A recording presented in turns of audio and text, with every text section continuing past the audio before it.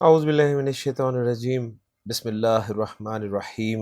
رب ارحمہما کما ربیانی صغیرا، آمین یا رب العالمین۔ رب اشرح لی صدری ویسر لی امری واحلل عقدۃ من لسانی یفقہوا قولی، ربی یسر ولا تعسر وتمم بالخیر، آمین یا رب العالمین۔ قرآن دعاؤں کے سلسلے میں آج میں نے آپ کے سامنے سورہ بنی اسرائیل سے ایک بہت ہی خوبصورت دعا جو ہے وہ ذکر کی ہے، اور آج کے لیکچر میں ہم انشاءاللہ تعالیٰ اس دعا کو گرامیٹیکلی انالائز کرنے کی کوشش کر رہے ہیں۔ دعا میں وقف کی کوئی علامت نہیں ہے، ایک ہی جملے کے تحت انشاءاللہ تعالیٰ ہم اس کو انالائز کریں گے جی۔ تو چلتے ہیں الفاظ کی طرف۔ پہلا لفظ ہے ربی، اور ربی کے بارے میں نے پچھلے لیکچر میں تفصیل سے بتا دیا تھا کہ دعا کے مقام پہ جہاں بھی آپ کو ربی نظر آئے گا اس سے مراد ہوگا یا ربی، اور یا ربی سے مراد ہوگا فعل، فاعل، مفعول، جملہ فعلیہ، ندا، اور جواب ندا جو ہے وہ ارحم سے شروع ہو رہا ہے۔ ارحم فعل امر ہے، فعل با فاعل ہے، را ہا میم حروف مادہ، باب سین، رحمہ یرحمو،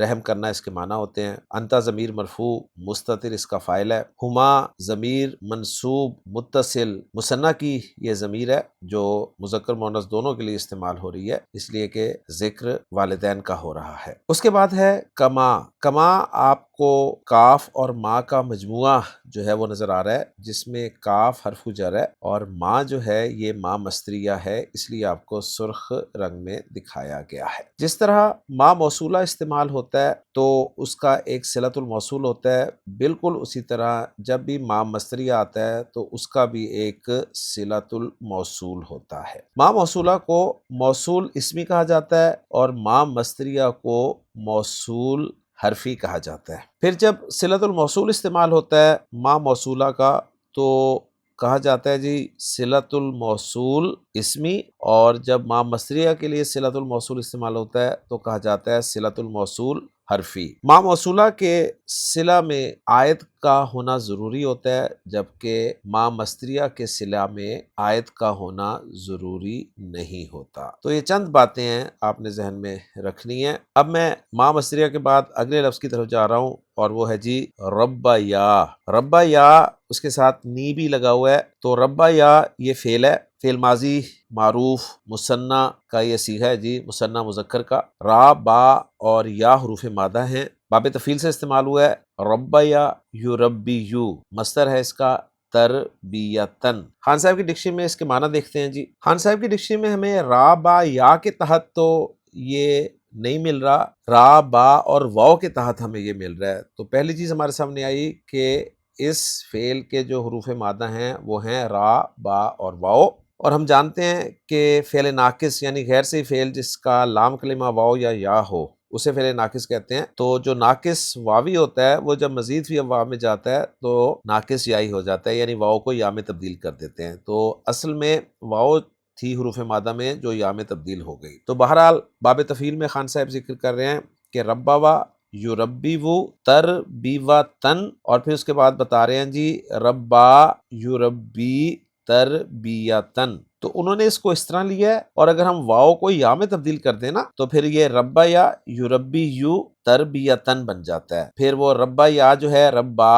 یعنی یا کے ساتھ لکھا جاتا ہے، پیچھے الف مکسورہ ہوتا ہے، اور یوربی اسی طرح۔ بہرحال معنی وہ اس کے لکھ رہے ہیں بتدریج بلند کرتے رہنا، بڑھاتے رہنا یعنی تربیت کرنا، اور آیت کا ریفرنس خان صاحب نے یہ دیا ہے رب ارحمہما کما ربیانی صغیرا۔ تو ربا یا جیسا میں نے کہا کہ یہ فعل ماضی معروف مثنیٰ مذکر کا صیغہ ہے۔ پہلے اور چوتھے صیغے کے علاوہ جب بھی گردان سے کوئی صیغہ آتا ہے تو فاعل جو ہے ہمیشہ ضمیر ہوتا ہے، تو اس کا فاعل بھی ضمیر ہے جو کہ الف کی صورت میں آپ کو نظر آ رہی ہے۔ نون وقایا یا ضمیر منصوب متصل واحد متکلم کی یہ مفعول بھی ہے، اور آگے آ رہا ہے جی صغیرن۔